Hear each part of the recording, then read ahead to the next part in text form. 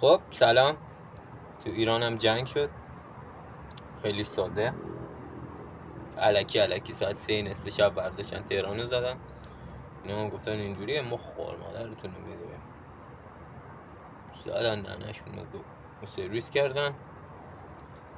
خلاصی که این یه چند وقتم که اینترنت ها قطع بود، هنوز هیچی معلوم نیست. تازه صدای آژیر شهر ما در اومده بود، پدافندا فعال شدن. انشالله که بزنن یعنی اسرائیل رو سرویس کنن.